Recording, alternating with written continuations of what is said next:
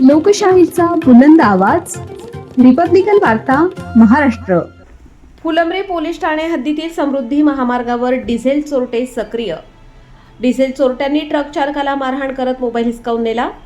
Phulambri police Thane हद्दीतील समृद्धी महामार्गावर लूटमार करणारी टोळी नागरिकांनी पकडली. दिनांक 4 मार्च रोजी रात्री 10:30 वाजेच्या दरम्यान फुलंब्री पोलीस ठाणे हद्दीतील समृद्धी महामार्गावर पोखरी शिवारात बोगद्याजवळ इंडियन ऑइल पेट्रोल पंप समोर ट्रक मालक चालक सलाउद्दीन अलाउद्दीन सहा वय 45 वर्ष राहणार सरोली तालुका जिल्हा पालघर हे त्यांच्या ट्रक क्रमांक MH18 BS 0035 मध्ये भुसा माल घेऊन जालन्याकडून मुंबईकडे जात असताना येथे थांबून टायरची हवा चेक करत होते. तितक्यात 6 जणांनी त्यांना धरून बाजूला घेऊन गेले व मारहाण केली.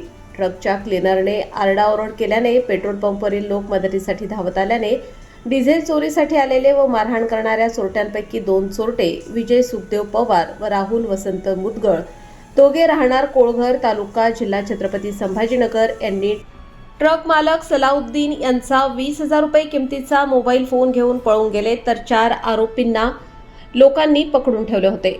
पकडलेल्या आरोपींची नावे राजू मुरलीधर खंडाळे वय 30 वर्ष घाणेवाडी तालुका जिल्हा जालना, हल्ली मुक्काम कोळघर, अभिषेक पारस पवार वय 19 वर्ष, प्रशांत गणेश गायकवाड वय 26 वर्ष, कृष्णा रावसाहेब आगळे वय 27 वर्ष, सर्व राहणार कोळघर तालुका जिल्हा छत्रपती संभाजीनगर असे असून घटनास्थळी आरोपींचे MH19 CY 5264 क्रमांकाचे अशोक लेलँड पिकअप, त्यामध्ये 6 निळ्या रंगाच्या डिझेल भरण्यासाठी लागणाऱ्या कॅन, प्लास्टिकचा पाईप, कोयता, लोखंडी पाईप असे साहित्य मिळून आले.